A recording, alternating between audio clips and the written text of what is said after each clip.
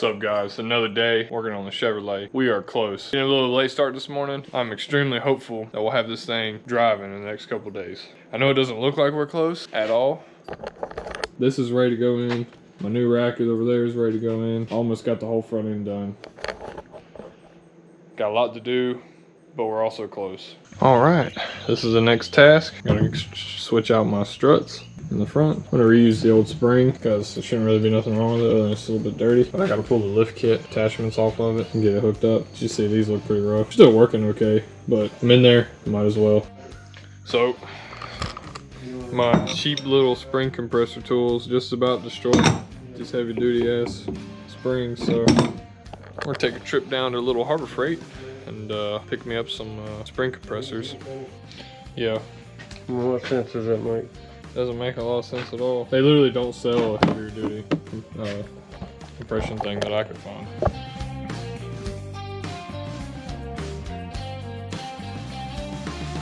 Yeah, it's fine. Here's the two old ones. We're gonna start putting this thing back together.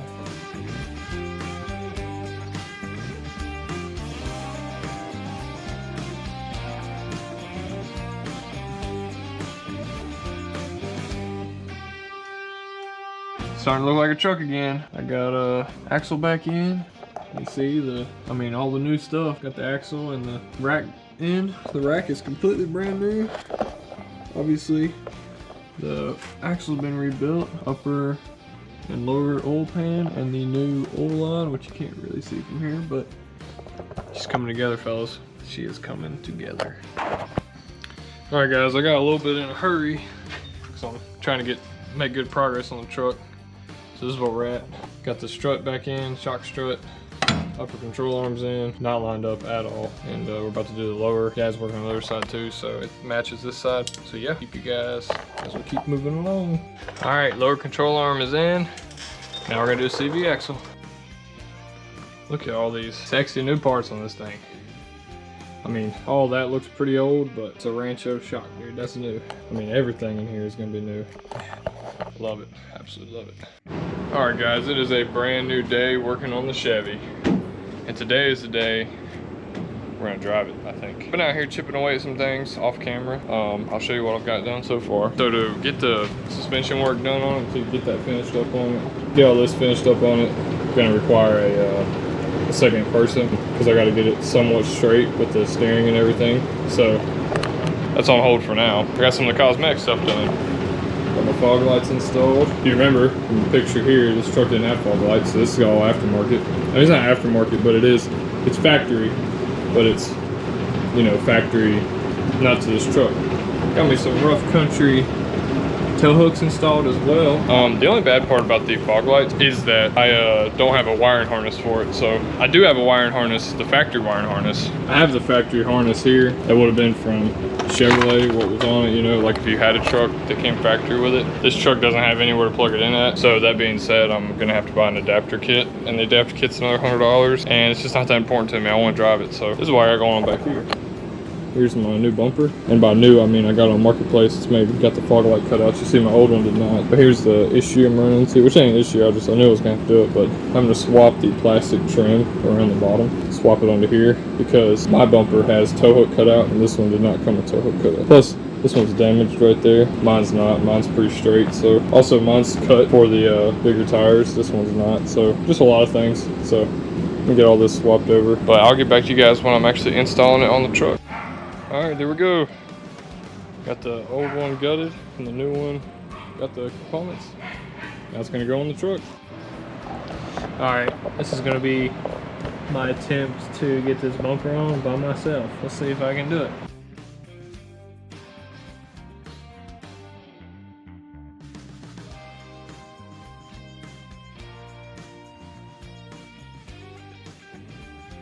Starting to look like a truck again, guys. I lied. Won't be done tonight, but I will be done tomorrow, and it's all going to be in this video. I'm not going to show you any more of it outside of what I finish up with the actual drivetrain stuff.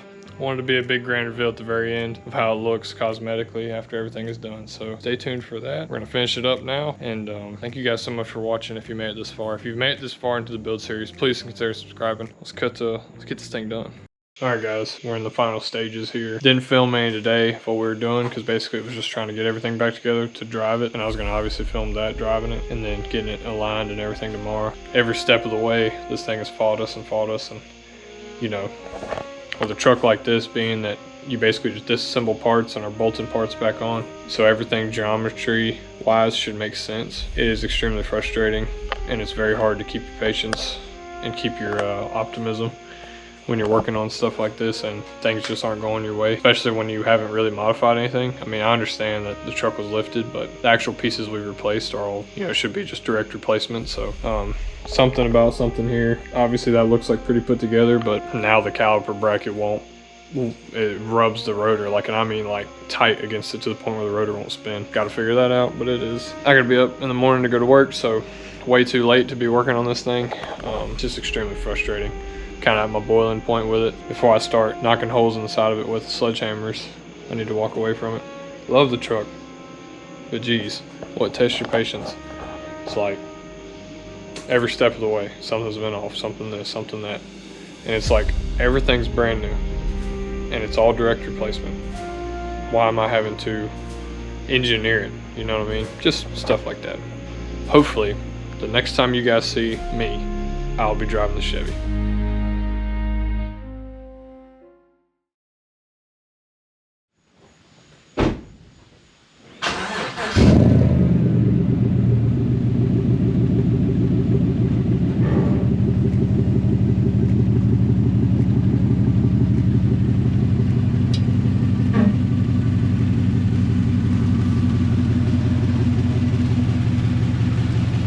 Alright guys, we're just about to drive this truck. The steering wheel feels tight. Tight, man. Hope that'll wear in. That's tight, dude. That's tight as hell. Is it hard to turn? A little bit.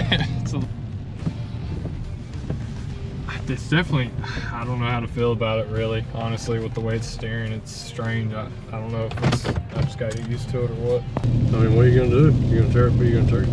No, I'm probably just gonna have them turn it over to some professionals now and just let them give it a good once over. Man, I like it better. It feels real good to me. It does. It does. I just gotta get used to it, like I said. It feels really good, actually.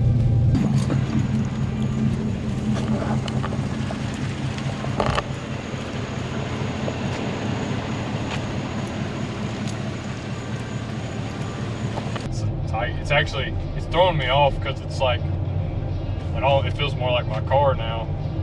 But I'm used to there being play in this thing when I'm driving it. You know, used to having that dead spot, you know. You kind of twitch sometimes when you drive because it's got dead play in it, you know. Wanted to kind of jump in here and talk about some things right quick, guys. So to give you some context of what's going on, some of it was kind of lost in translation while I was filming it, but basically we got the truck put back together. And I know the last couple clips I wasn't showing everything we were doing, but I just got kind of like caught up in actually getting it fixed.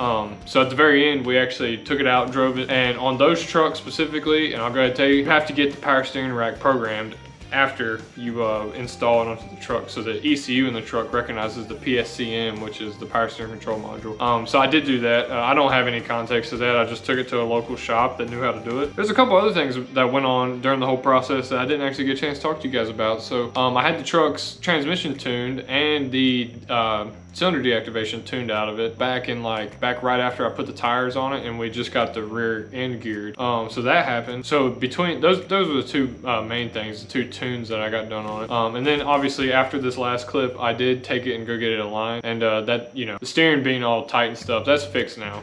So everything on the truck's done. It's good to go. I mean, I've been driving it. This is actually a couple weeks after that last clip. This is about 2 weeks after the last clip. I've been driving it. It's good to go. After I got the steering programmed, like, it's ready to rock and roll. And like you're gonna see in the next video, I'm gonna give you a tour, go over everything, kind of show you what's going on. But I want to thank everybody so much for watching the build series. It's been a lot of fun. I know in the earlier in this video I talked about how it was a little frustrating at times building the truck, but I actually really enjoyed it. And I look forward to doing more. The truck's not done. It's never fully done, is it? You know, the project's never fully done. I have more plans. It's just I wanted to get it back on the road. I'm actually going back to college next week, doing that for the next 3 or 4 semesters. So the videos might be a little scarce here and there. But like I said, I'm so happy I got this truck built. I'm so happy that I was able to take you guys along for the ride. like I said, thank you guys so much for watching. I'm gonna give you all a little sneak preview of the next video. You guys have a good night. Peace.